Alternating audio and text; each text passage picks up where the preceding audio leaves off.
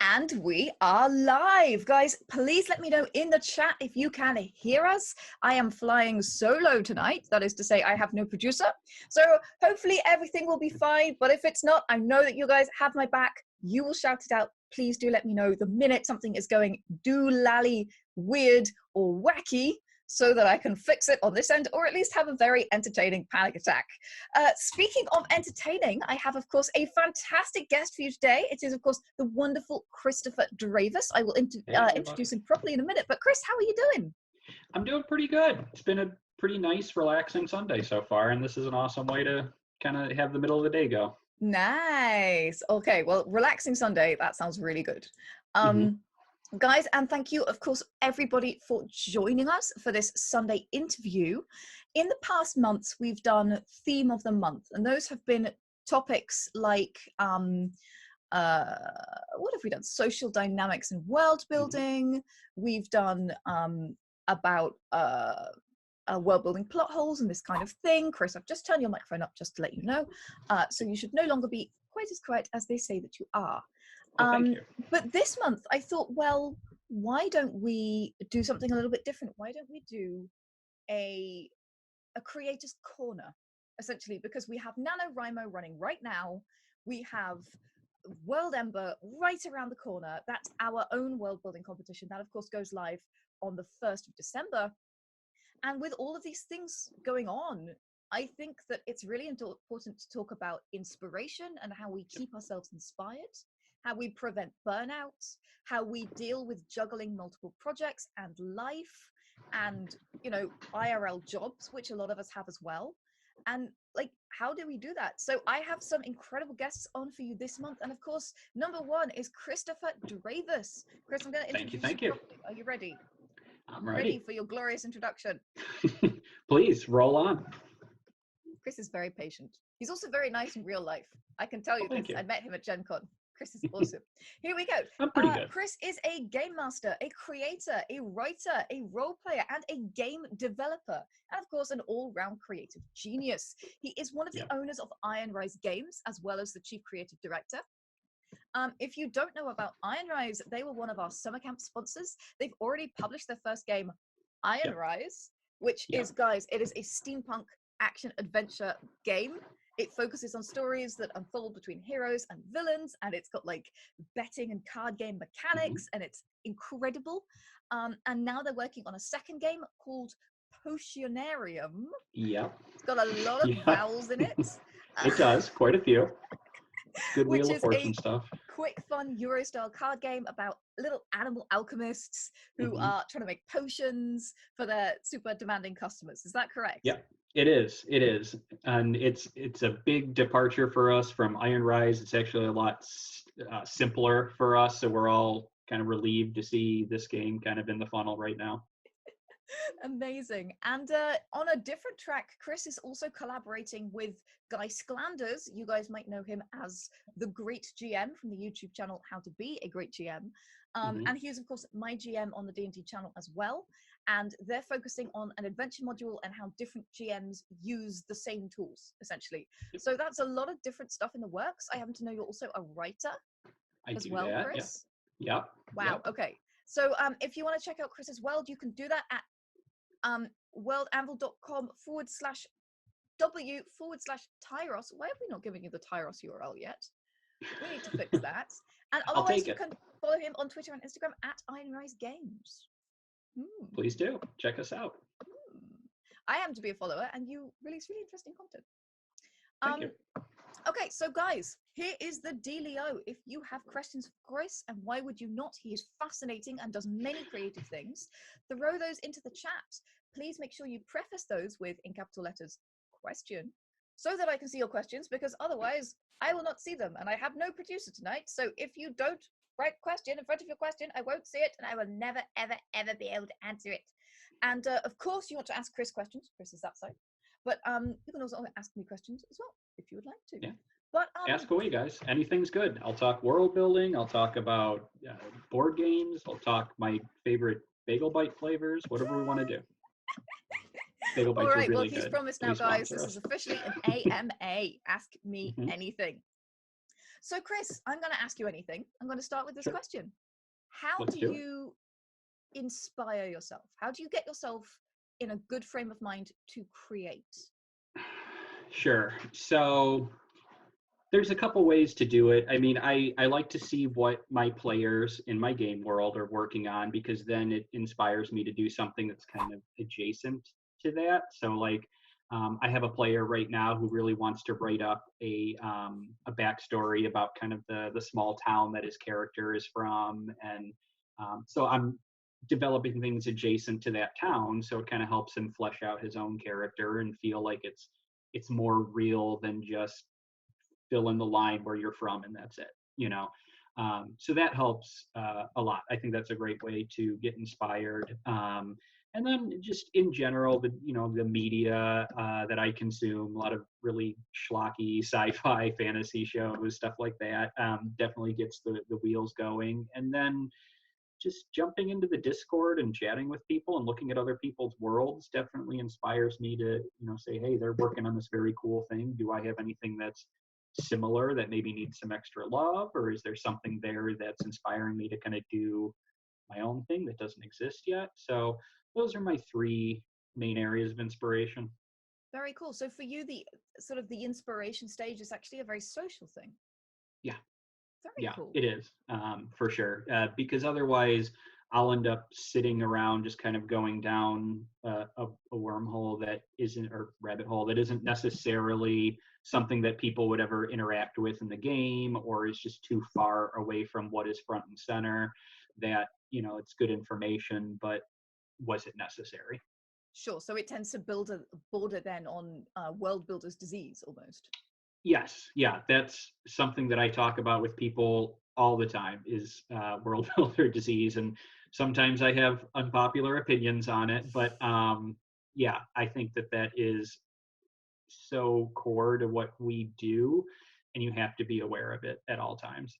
Yeah, absolutely. Just for those of you in the chat who are not aware, world builder's disease is the phenomenon where you compulsively continue to build detail in your world that is not relevant to any of the projects you're on, has no relevancy to any of the projects you foresee, and although it's not useless, because no world building is ever useless, it is building depth to your setting, it's stuff that takes you away from the core focus of where your project is going, essentially. Yeah. You could say, in fact, I like to say that Tolkien was patient zero of world builder's disease. And I think Yes, for a lot for of us sure.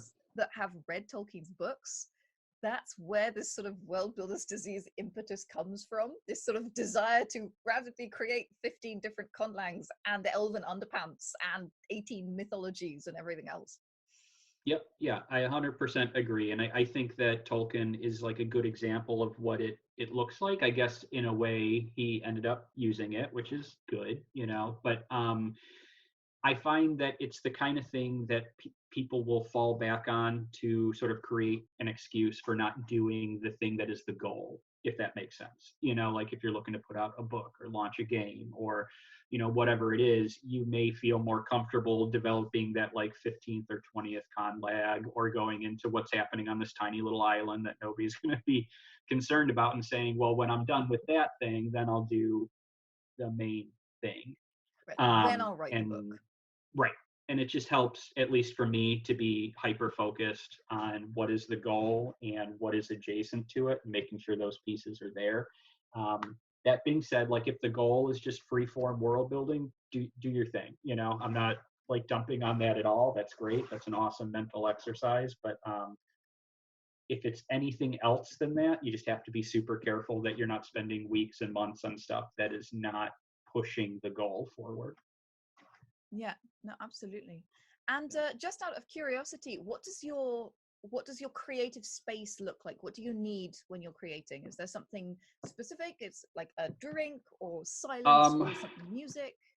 I'm a tea guy. Coffee smells great and tastes like pure hatred to me. Okay, But yeah, I like a quiet spot. It's typically, at home or like a Starbucks or something nearby. And yeah, I'll have headphones on. I'll throw on some music. Sometimes it's like very soundtracky type stuff that is I guess, sort of reminiscent to like maybe the tone of the world that I might be writing. Or sometimes it's like, I don't know if you've seen like those like just 10-hour loops of like rain and thunderstorms, or like, you know, coastal sounds. Depending on if I'm writing that, then that stuff sometimes helps too. But yeah, just typically somewhere away from people. I love people, but they can be a big distraction sometimes. Um, if it's at home, I'll throw on something that I don't have to pay attention to, because like that white noise is very helpful. So, you know, a lot of times that might be something super dumb like Ghost Adventures, but like, you know, I'm into it. It's fine, and it Yeah, yeah, helps. absolutely. No, and I always find it's interesting to compare different working environments, because what Yeah. helps somebody doesn't help somebody else. I, for example, I can't listen to music when I'm working. I find it Yeah, I far was too going to ask, distracting. what do you kind of use? What's I your cannot. world So building? I need isolation. Yeah. Uh, I need no people. I need quiet. Hmm. And if I have music, I just find it really distracting, because Sure. my degree is in music. Music was my profession for a long time, Yeah. which means that for me, when I listen to music, I concentrate on the music and I analyze it and I start working. And that, like, Yeah. music is work brain takes over, and I cannot listen to it as a background. Yeah. So it's not your white noise. Exactly. It's something your brain will focus on for Yeah, sure. absolutely.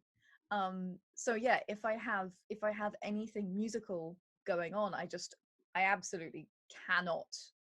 My brain is there instead of on what I'm supposed to be working on. Totally get But it. I find with these kinds of conversations, often trying different things, because I say that I never listen to music, but there was a point where I was quite stuck in my world building, and I Hmm. had a lot of different tracks on that I was listening to. Um, Even just like flicking through a playlist of something vaguely relevant that gave me ideas. And then I stepped Yeah. away. I used it as an inspirational tool rather than as a sort of background for my world building. But it was something that really sort of got the ideas shaking, which is really helpful. And I Guys, think I that's a good. see. Oh, Oh, go ahead. sorry. Go ahead. No, I was gonna say, I think that's a really good point too. Just having something to kind of flip through to get that inspiration. And for you, you know, there was kind of like a track list, but like my house is full of like RPG books, and I might not have necessarily played any of those systems or anything, but just like the act of flipping through like a monster manual or something is just so inspirational. It helps you develop stories around the picture, or saying you want something like that, or just that thing is cool, and how can I bring those themes into what I want to work on. So yeah, like having some kind of flip book Rolodex of inspiration is awesome to have around. Yeah, absolutely. And actually, that brings us beautifully onto my next question, which is, do you have any tips for dealing with creators' blocks? How do you keep going when you're feeling stuck? And how Yeah, do you pull yourself out of a creative rut, for example? sure.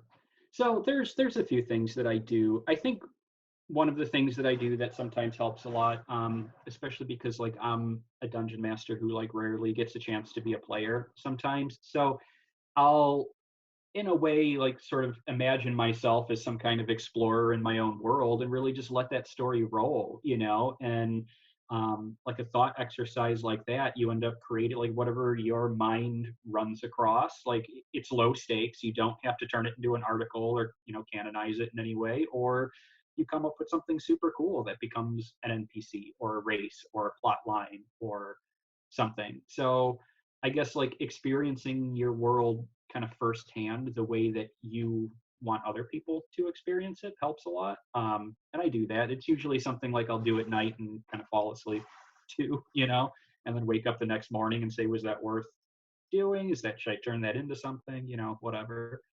So yeah, I think that's kind of the primary way that I get through some writer's block. Otherwise, having a hobby helps a lot. And the more that I get into role playing, I don't think that, or into world building, I don't think that world building fulfills that hobby niche in a traditional way, because of the amount of time that it takes and the dedication and the passion that's kind of attached there. It's not necessarily the thing you can do to like relax sometimes, you know. So like you need like low stakes stuff, like a card game, a video game, a favorite show, you know, anything. Like for me, like I mess around with like you know, Transformer toys sometimes. I'll do that. Me and Baron were having a conversation about that too. Just having something that's not attached to world building, that you can give your mind like a break. But world builders are the kind of people that need like a substantive sort of hobby. So it's got to be something with some depth, you know. And that's why I'll get into like, you know, with my Transformers, doing like little photo shoots or making like a little like comic or something, or I'll jump into a card game like Magic or something else, you know. Nice. And that kind of stuff helps. It's also inspirational sometimes, but it's like it's very low stakes, and yet there's depth there that you can kind of enjoy what you're doing. Yeah, it's interesting because a lot of world builders, they're building for projects Yeah, which they take very seriously. right. So even if they're not writing to be published, although I think many of us are, the world building part then becomes associated with this thing that we take very seriously. And the same, particularly as the RPG world becomes this sort of very semi-professional space where a lot of Yeah. people, you know, they started out as GMs, but now actually they're world building because they're turning out setting books, or they're world building because they want to turn out content on as adventure modules, or they want to do live streams. Yeah, So and I suddenly think this becomes this much more professional space, and then it's really hard to it is sort of hard. clock It's out hard essentially. to do that. Like for example, with Ironrise, the world of Spiro, you know, that was one that started for us as just like a custom RPG world that me and all my players we were playing in, right? And then you know we decided, hey, let's make a board game. Let's do this for real, you know. And as we started developing that, it became like less and less enjoyable for me to also write like our weekly game in that world, you know. It just felt more and more like work. So that's kind of when I developed Tyros, and we jumped into like doing more traditional fantasy stuff, and that became kind of the fun thing that I could develop. Whereas Ironrise, sometimes fun, sometimes very serious, hard work that's not fun. And the last thing, you know, I wanted to do sometimes was spend like 2 or 3 hours cranking out an adventure, then to put everybody at the table and do another 4 or 5 hours, you know. So um, ultimately, that's why world building is sometimes not what you want to rely on for your hobby, you know, for your relaxation. Yeah, not that it's not awesome, but it's not really It is. It's relaxing. super awesome. It's just for me falls into that category of like passion work, you know, as Totally. opposed to relaxation. Yeah, absolutely. Um, it's interesting what you said about with regard to getting through a creator's block, that Yeah, sometimes you will explore your world from the first person. I think one for of the sure. best piece of advices, that was a very Dutch approach to a sentence, sorry. One of the best pieces of advice I was ever given, um, uh, actually, this is sort of a two-pronged one. The one came from Devon Rue, who said that when Mhm. she's making maps, she'll often explore them in the first person as she's going Yeah, through. So she'll sort of name the towns and imagine what the landscape looks like as she walks the roads in her mind, which helps her develop the map yeah, further. And then on the other totally. side, Trent Hergenrider brought up the fact that any world that only has one story in it is a world with plot holes, essentially. Yeah, Your world should feel like a place that you can have multiple stories. So I love the fact that, you know, you say in this combined approach that you walk through the world and imagine the stories of the people who live there. yeah. Suddenly, that's a great way through a block, you know? It is. It's a great way to, if you put yourself in. So I guess first, a world should be big, right? Like there should be a lot going on, and it shouldn't all be focused on find the one ring, you Right. know. The protagonist, essentially. Right. So there are things going on everywhere that are important to people that other people in other places don't know about, right? So like I can drop myself in, for example, like this little corner in my map in Taros called the Stormlands, right? And I can just kind of imagine what's going on there and explore that and develop that, and maybe come back the next day and say, well, I need an article about who rules this place, what the capital is like, what the economy is like. And I can spend time there kind of developing that. I did that recently, and it ended up being like a good 4 or 5 articles worth of content that I was able to put up. And just kind of by dropping myself as a pin in that area and just poking around and learning and mentally talking to people. And, you know, Very it cool. worked. Yeah, I think that's a Very great cool. way to do it. Very cool. So, guys, just remember you can throw those questions into the chat if you would like to. We've already had a whole bunch in. We will be answering those at the end of this stream, about half an hour. In the meantime, my final question for this half. You do a lot. You are a writer, you are a game Sure. master, you work with Guy Sclanders, you have a games company that turns out like board games. How do you juggle all of your different projects? Because I know that you also have an IRL job, and I know that you also, you know, you do so much. Any tips for, you know, the other Renaissance people in the audience? How do you keep track of everything? How do you keep yourself on track? And how do you swap between projects? I know that's a lot of questions there.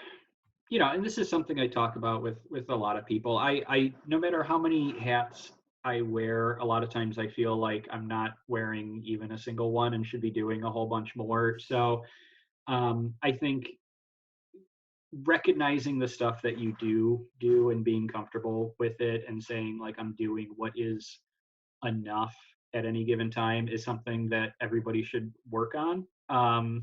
You know, being comfortable with that. But with regards to like Ironrise, it helps that I don't do it alone. Having any kind of partners that you are accountable to is probably the best advice that I can give anybody who wants to manage their time better. Do collaborations, they're great. Bring in partners to work on stuff. If you have a company, you know, try and have other owners if you can, just people that you need to answer to and that you have to have stuff done for them to be able to do their job, stuff like that. So that big help there for sure. And otherwise, you know, obviously you have to pay the bills. So that part of the day is kind of spoken for, but what you do with the other hours after that, don't feel bad to take a day off of world building. You need it. You know, dive into those hobbies like we were talking about, but have a goal, you know, have a timetable, even if it needs to change, but always have a date that you're working toward so that you're not just kind of free forming it and then that it comes to pass that you've done nothing, you know. So have a date, have partners. Those are probably the most important things that I can say help me manage my time. Yeah, so really embracing the power of the deadline. Yes. The first game was built around deadlines, even though all of them changed and, you know, it is what it is, but not saying that something will get done when it's done. You know, that's the worst thing that you can do is have a nebulous deadline. So always have a date in mind and always be realistically working toward it. Yeah. Pastor Meeple has asked, do you have any time management tools that you particularly have used or have found very helpful? We've used a few different ones in the past, like Trello and things like that. There's not a specific, well, I guess I take that back. I do use Google Tasks a lot. It just helps because I'm in my email all the time. I have my personal, my Ironrise, and my just day job work emails all synced to my phone, which sometimes good, sometimes bad. But I can see all of my emails coming in and then the tasks are right there too. So I always know like what are my immediate goals and then being able to cross stuff off a list feels super good. So, you know, make a list of goals and cross stuff off. It's very cathartic. You'll like it. Yeah, yeah, absolutely. Absolutely. Yeah.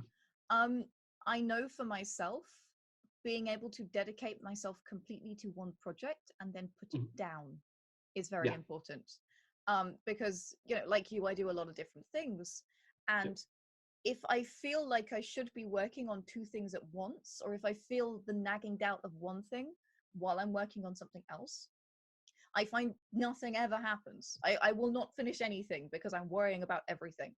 But being able, forcing myself to focus on the task at hand for a set period of time. I use the Pomodoro technique, for example, which I find very helpful. So working in sort of 25-minute gaps with a 5-minute break, which allows me reflection time. Often that's when the actual decision making happens, is when I go off for 5 minutes to do some washing up and I'm like, oh wait, I know what I needed to do all along. I need to kill that character or whatever it was. They must die. Right, exactly. This character must die so the story can live or whatever it is. Fate was decided by a 5-minute break. Right, exactly. But sometimes that's when sort of you gain perspective on the work that you're doing. So Mhm. yeah, I would say absolutely from my side that not only having long deadlines, but working in bursts, in Mhm. very concentrated bursts on single projects, rather Yep. than sort of feeling overwhelmed by everything that is in front of you and thinking that you can't do anything. Um, Yes. Yeah, I've 100%. always found that very inspiring, very useful.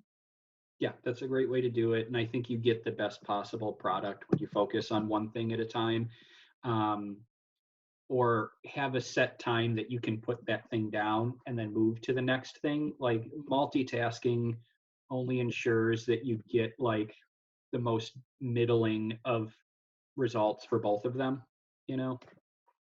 Yeah, yeah, it can really compromise your output. I also Yeah. find that that 25 minutes means I'm so much more productive because Mhm. I know that I can only get a certain amount of stuff done before I have to then stop. Yes. So Yeah. that's really helped me get into creative flow much quicker because I know that if I don't, well, I'm wasting my time, you know? Yeah, discipline's super important when you have a project and you're trying to world build in general. Just being able to adhere to a schedule in a way helps. Like set aside 25 minutes and you're going to work on that one thing for 25 minutes and then that's all you got, but you're going to get out whatever content you can get out in that time.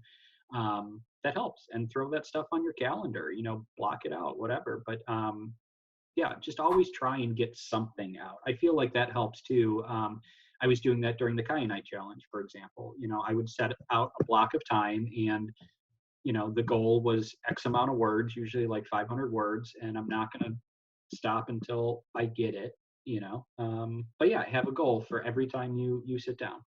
Yeah. If it's an amount of time, if it's amount of words, it's just a decision with the plot, whatever, but just have goals. Yeah, absolutely.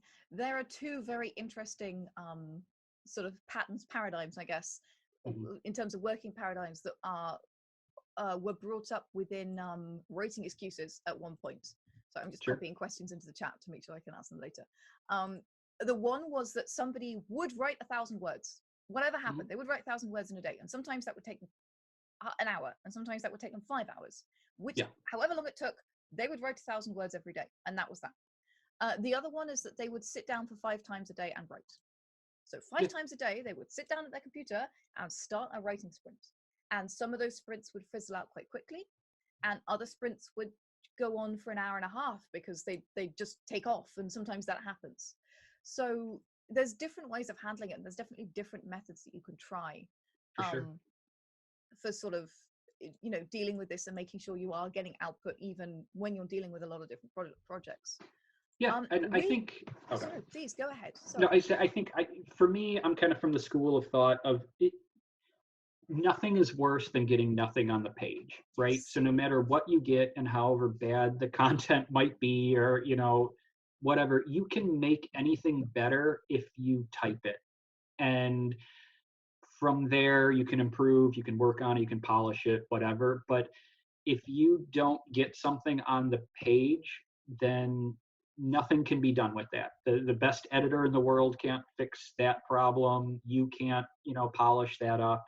So just whatever block or obstacle you feel like you have to writing that day, just put something on the page and go from there. Yeah, absolutely. Yeah. Guys, we are going to cut for a very short break now, a couple of minutes. This is a great time for you to throw some questions in the chat. We already have some great ones. And remember, we'll be we'll be answering those questions when we come back. Remember, if you do want to ask a question, write in capital letters question and then your question. And I've just figured out that I do now have a sparkly assistant in the chat who will be collecting those for Chris and myself to answer in just a couple of minutes. All right, Thanks, guys, assistant. grab a cup of tea and we will see you very shortly. Bye. Cool. Oh no, it didn't happen. We're still there. Oh no. And we are back. Well, guys, we've just been having a nice chat. I hope that you have grabbed your drinks. I can already see that some of you have from the chat. Well, I think that with NaNoWriMo going on right now, where you guys have to write 50,000 words, and with World Ember coming, where you have to write a minimum of 10,000 words, the topic on everyone's lips is burnout. So, Chris, what are your thoughts? Do you suffer from burnout? Yes. So I think everybody does at some point in one way or another, and burnout can feel different for different people.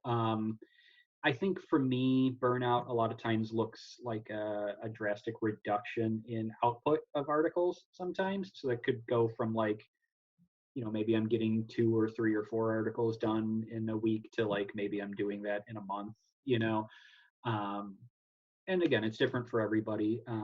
But there are a couple ways that you can probably get around it. Again, a lot of it, and I know I keep bringing this up, but it comes back to goals, right? Like being able to focus on a goal and how you tackle it. So, um, working in Taros, like burnout, I can get around it if maybe I schedule like a game just with my players. That's going to immediately get you around that burnout because one, you have to create some very specific content for your players, and then after the game, after you write it up, after you play it, you're going to want to incorporate some of what happened into your world. So for those of you that have the luxury of being able to world build for, a role-playing game, that's a great way to get around it. Other ways to do it, I mean, you have to recognize that like burnout is it's fatigue. You don't burn out when you haven't done a whole bunch for your setting or your world. You burn out when you have. So that might mean that you have to just step away for a while and jump into some of those like hobbies and relaxation stuff that we talked about before, because although it's good to get stuff on a page, if you're only getting out like 20, 30, 40 words and can't get past that, then there might be a problem, and it's just that you need to take a day off. Have some tea and relax, play a game, I don't know. Yeah. So I guess that all focuses back on just being okay with burnout. Like, don't look at it like you're doing something wrong, or something is falling apart. Like, people need breaks. It's why we don't work 24 hours a day. We work 8 and we go home, and maybe there's a lunch in the middle. So yeah, you have to be okay with whatever your flow happens to be. And I think those hobbies are a great way to like re-energize you and get you back into it. And the goal is also key to that too. Like you're probably going to burn out quicker if you can't see the end of the runway, so to speak, right? Like if you don't know where you're going and all you're doing is working, then that's going to slowly pile up and weigh on you. So if it's a set number of words, that helps avoid burnout because you know when you're done. If it's working toward releasing a product or something, then you know where that runway is, and et cetera, et cetera. Like just being able to see the end of something and know what you're moving toward, I think is super helpful. Yeah, absolutely. A very wise thing that one of my music teachers said to me once is that because musicians also suffer from burnout in a way, Sure. and from blocks. And she said that one of the reasons that we suffer from burnout is because our output has exceeded our input. Yep. So our creative output is sort of churning away, but we haven't had enough creative input, and we haven't had enough sort of percolation time for that creative input. Yeah. And part of that is just rest. Part of that is finding sort of external and different sources of inspiration. And sometimes you just need a change, whether that's a change of project or whether that's a change of scene. So if I'm feeling that I have a burnout coming on, I will go to the museum because it gets me out of my house. It gets me into a different space. It's out of my normal routine, and it's full of sort of essentially world building ideas. I wander around the museum with my world building notebook being like, oh, Roman sarcophagi, this is awesome. For sure. I mean, focusing on anything is hard, right? Like, and we wouldn't look strangely at like an athlete who after a big game said that he's tired, right? That like he's given it his all and it's done and he's tired. Like that would be super natural for all of us to look at. But like it's suddenly different when, I've now mentally focused and produced something and worked super hard and I'm tired after that, and everybody's like, well, what did you just like typed for a while, right? Like, but no, it's more than that. Like it is tiring to focus and to create, so like you need to take breaks. It's just as hard of a work up here as it is to like, be an athlete sometimes. And I know some people might think that sounds crazy, but like this is a muscle too. It needs to be trained. You have to have routine. You have to, work and improve and exercise. You can't just like sit down at a keyboard and bang something out. That's amazing the first time around. So Yeah, I think there's also particularly for, well, actually for anybody in the world building industry, because we're writers, we're game masters, we are game designers. We're yeah, dealing with worlds that have massive emotional ramifications. That's the conflict, that's the drama, that's the story. right. So we also, as well as doing work, like doing physical running, but for the brain, we are also dealing with a lot of emotional catharsis. And I think that Yeah, sometimes that can be a massive cause of burnout. I know that when I wrote a novelette a while ago. Um, and when I came up with the idea, I was like, oh yeah, this is going to be nice. mhm, It's going to be fun. It's going to be an interesting little story. And it sort of developed into a level that was much deeper than that emotionally. And I got to a point where I was like, this is actually really heavy. Like this is kind of a lot.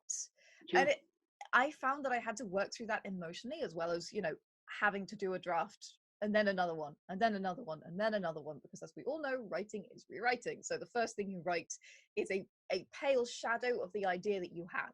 And, you go through the drafts to try and make sure that you craft it into the thing that you dreamed of.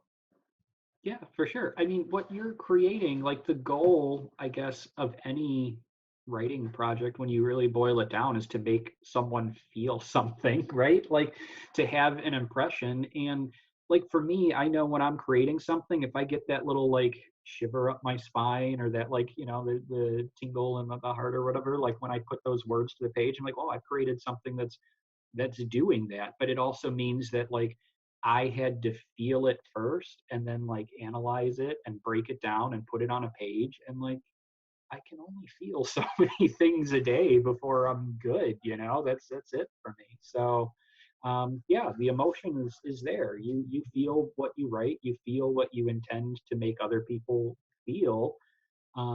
So yeah, there's just a hard limit to how many feelings you can have a day before you should have a cup of tea and call it there. Right, exactly. That's a very nice way to put it. Um, just to let you all know that we've just had a raffle triggered. So we will be running a raffle at the end of the stream. Let's run a raffle for The Warriors of Understone by BK Bass. BK is one of our Anvilite authors. The Warrior of Understone is a really fun book. It's a young dwarf making his way in the world underneath the mountain. So I haven't Yeah. launched that. Oh, oh, it looks like we're doing a different raffle. That's also exciting. This is the joy of having Surprise. a stream fairy, a sparkly, Mhm. glorious stream fairy, is that they put on raffles for me and I actually don't have to think about them. Fantastic. In that case, we are raffling off Overheard in a Tavern. Cool. Make sure that you write exclamation point raffle to take part in that. And now I think it's time for us to deal with your questions. You've asked some really interesting ones this week. And remember, guys, there is still time to get those in. Write question in front of your question.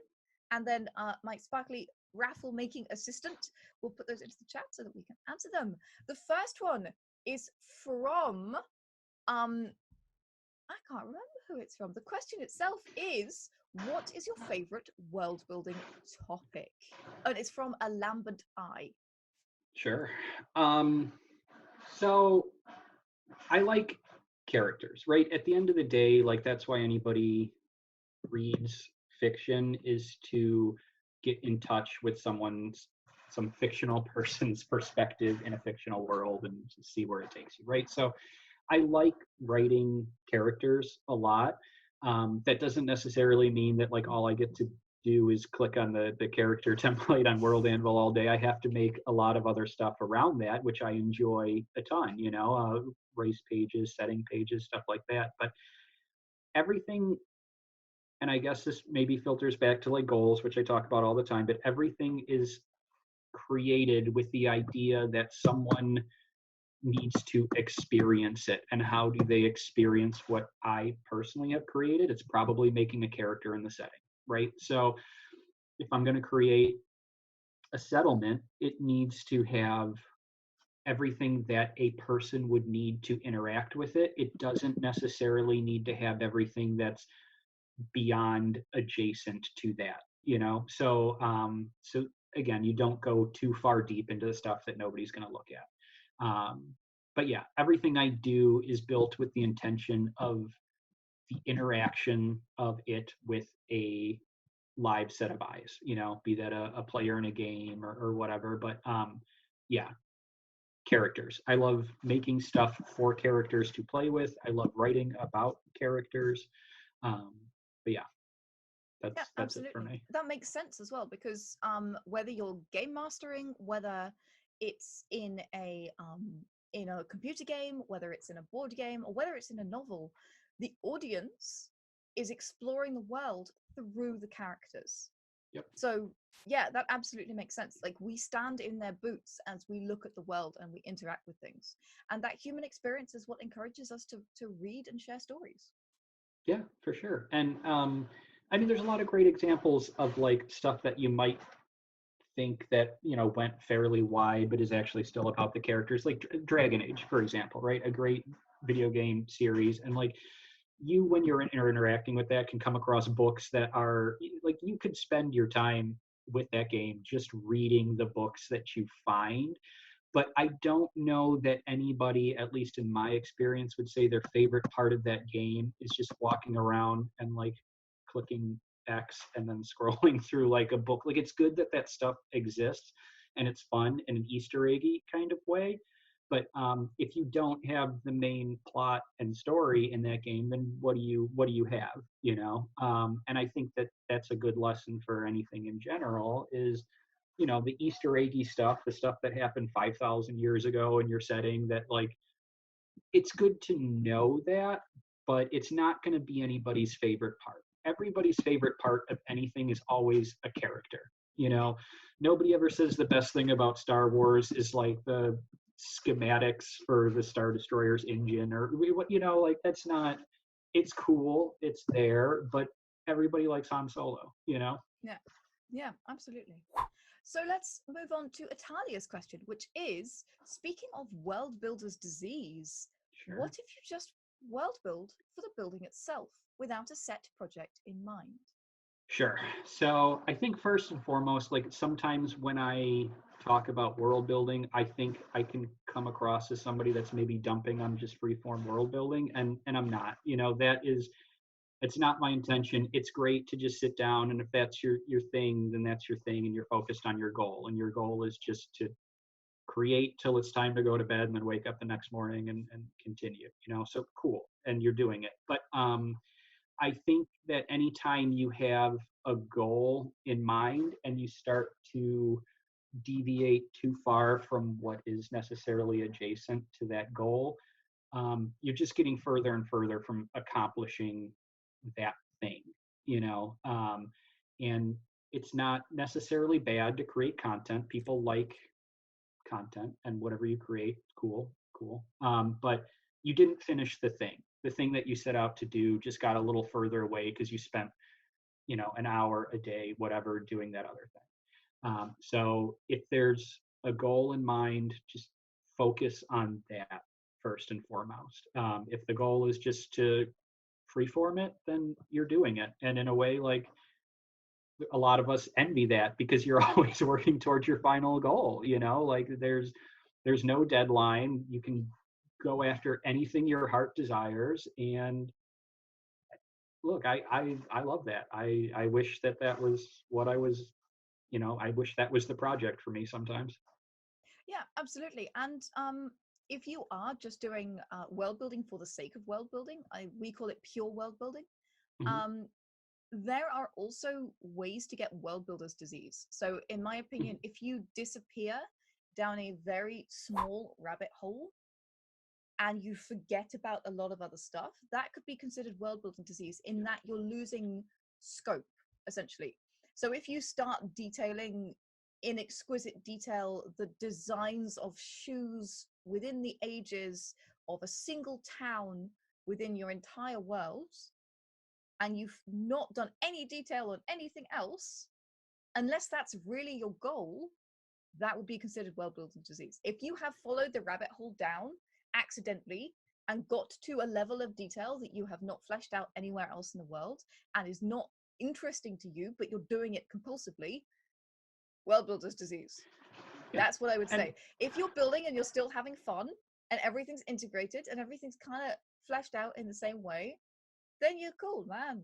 And you're having fun, which is honestly the point of pure world building. it is. And like as I sit here, I guess maybe I'm kind of wondering too, and I don't necessarily know the answer to this question, but like when you are just freeform world building, are there still specific goals that you're working toward? Like, are you just trying to freeform a world where characters live, like where things and plots and stories are happening? Then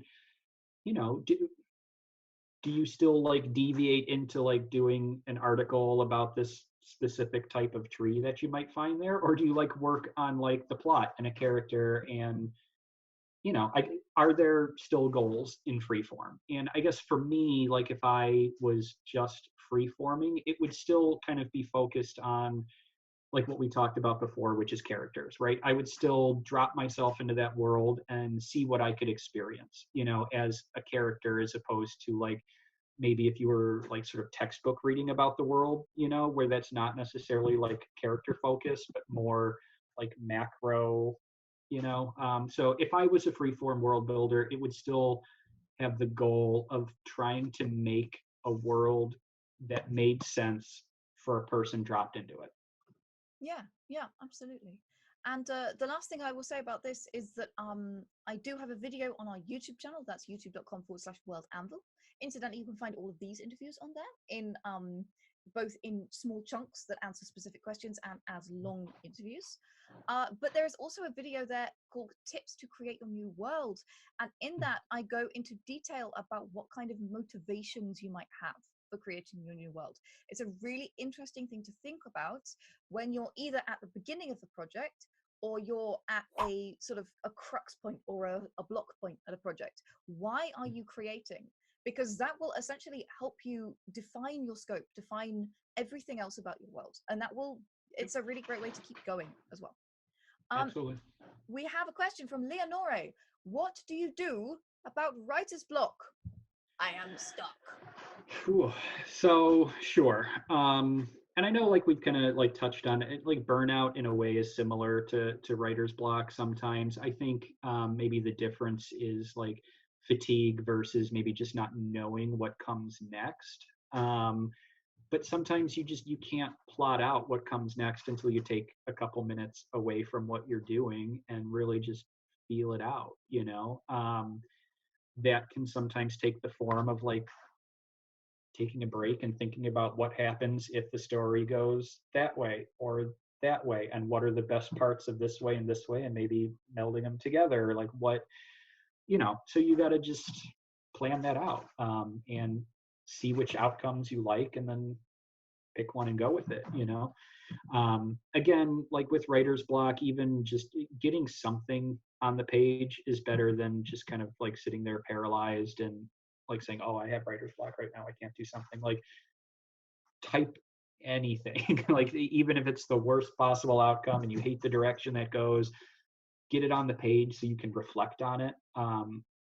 Because without having something concrete to look at, then the problem becomes nebulous, in my opinion. Like you can't really work it out when it's not there to be looked at, I guess. So yeah. What else with writer's block? I mean, it helps to, again, if you have partners and people you trust with the project, to go to them and say like, hey, I have this character that, maybe you're familiar with, maybe you're not, like, and here's the situation he's in. What would be cool? What would be awesome to have happen right here, and then get that opinion from a couple different people, see what people say, blend it all together, so that kind of stuff helps. Otherwise, really just come into the Discord channel helps a lot too. Like just throw a question in the, one of the world building channels and say, hey, what do you guys think? Also, sort of side note, when you do that kind of stuff, just also be willing to maybe throw like 5 or 10 minutes a day in those channels and see what other people are talking and asking about, because it's super not fair to just like abuse those channels for yourself and then never contribute. But yeah, throw it out there, see what other people have to say. Just, be creative and jam with people. Yeah, absolutely. And often having external input, Mhm. even if what they say is, oh, wouldn't it be cool if X? And you're like, no, that doesn't make sense because of these reasons. That can Yeah, still get you thinking right. outside of the box that you've created for yourself. Um, I think so. Writer's block is not something I've struggled with so much because I'm a hardcore plotter. I Yeah. think it's something pantsers find a lot harder to deal with than plotters, because plotters always know where they're going. Even if they don't know how they're getting there, they know what's going to happen in the end. Mhm. Um, and even if you are a plotter, even if you are a pantser, I think sometimes if you don't know what's happening immediately, you can skip that bit and go on to the next bit. Think about a cool thing you want to happen in the future of your story, and then you can just fill in the end bit later. That's what second drafts are for. Yeah. There's an expression, right where the heat is. So essentially, write the cool bit that you're excited about right now, and then you can link it together later. You will make it make sense. And at Yep. least then you continue to create, you continue to move forward, and you can always reevaluate later. Those words are never Yeah. lost. You can always put them in another draft. You can release them as a story later. They can be a side plot. They can be a sequel. You're never writing wasted words, because every word is a good Yep. word. Every word is a practice word. Every word is a word that you can do something with in a second draft. Yep. So And that's always my advice. those fly by the seat of your pants writers, I think that's a myth. I don't think you're real. I think all of you at least have some idea of where it's going. I don't think, I I if you're out there, I want to They're talk to you, real. but I I think promise you. I just can't imagine not having any idea of what happens next and just letting it all Yeah. appear on the page. But yeah, cool. But yeah, I mean, Everybody's different. there are a lot of, so my sister writes like this. My sister will start Really? with an interesting character with a Hmm. conflict or a problem and just be like, right, or we go. That's um awesome. I need a yeah, video about that. That needs to be a topic. yeah, absolutely. I can't write like that. I have tried. I make the beginnings of very interesting books if I write like that, and they never get Awesome. finished. But it can be fantastic. That's how George R. R. Martin writes. George R. R. Martin starts I with something interesting, and then cribs a little bit of medieval history, and then makes something super cool.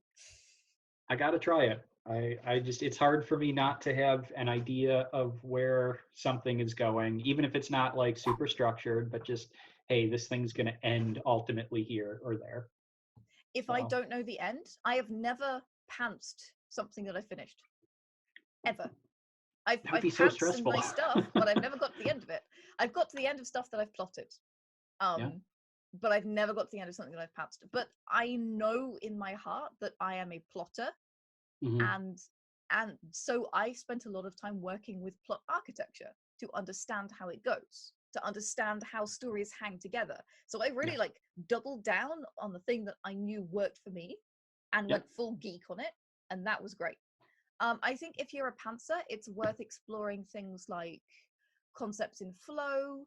It's worth exploring things like flow charts of possible endings, even if you make 3 endings. That can be another great thing. What are 3 things that could happen next?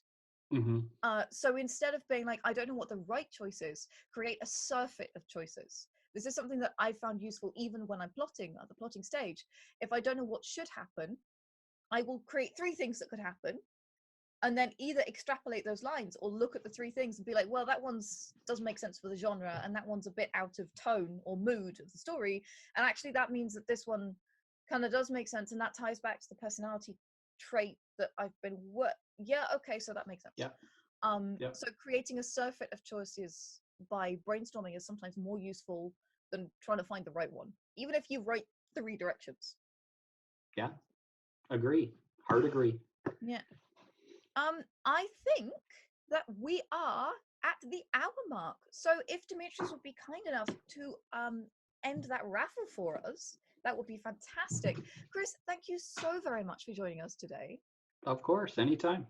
Oh my gosh, it's been an absolute pleasure to talk to you. It really has. And I know that you're very busy. I know you have a lot going on. So I'm really, really grateful that you could make the time for us. Of course. Guys, if you want to know more about Chris, you can go follow him on @Ironrise Games on both Instagram and Twitter. You can check out his world Tyros on World Anvil. It is a fantastic world. I played a cycle of an RPG in it, and it is phenomenal. There is drama, there is darkness, there are angry mushrooms. It's got I forgot everything. to mention that. Yeah, It's got Shattered Forge everything. was awesome. Yeah. Oh man, it really was fantastic. Yeah, so you should go check out his world. It is phenomenal. And of course, if you are into board games, you cannot do better than Ironrise Games. Thank you. The Ironrise board game is truly phenomenal. I will be doing an unboxing and a little bit of a playing video /review/ excitement on it in the coming weeks. So keep your eyes peeled for that. If you have missed this stream, you can catch it on VOD, or you can go over to our YouTube later in the week and watch the whole thing. Leave comments, let us know what you think, that kind of thing. Demetrius, I'm assuming that the raffle has been awarded. I'm looking. Hefe has won. Congratulations, Hefe. And I think it only remains for me to thank Simba Team Dragonglass for the viewers and the follow. Laura Bones throwing bits. Also Hefe throwing bits. Also Fantasy Grounds College throwing bits. Guys, you're amazing. Thank you for the follows. Thank you to Diego Terralbo, to Gilded Pelican. What a freaking name. Love it. Thank you to Pass the Meeple, who also asked a great question, and to Lambert Eye, who asked a great question, to Hefe, who's been following, and congratulations, and to my mouse doesn't work, Alberschetti, I think that is. My goodness. Give me a moment here. I'm struggling with Streamlabs. Oh, it's all gone white. It's all gone white. What's happening? Uh-oh. Abort. Things. This is terrifying. Good. Okay. I think that we are there. Guys, thank you everyone in the chat who has been here and asked questions and been delightful. And sorry for springing this an hour earlier than usual. Dimitri did the announcement for an hour earlier than usual. And when I asked him, he was like, no, I want to go to bed. Please keep it early. So there is a possibility that we will keep these at 7 o'clock rather than at 8 o'clock GMT. That is, of course, at 11 PST rather than 12 PST. If you have strong thoughts on that, throw them in the chat, or you can message us on @World Anvil on Twitter, on Instagram, on Facebook, or any other platform that exists. There's probably an anvil on it. Oh yeah. I think we're there. Chris, you're a delight. Thank you. Demetrius, you're a delight. Same Thank to you you for helping us with the chat. And guys, I'd like to invite you to grab your hammer and go well build. Boom.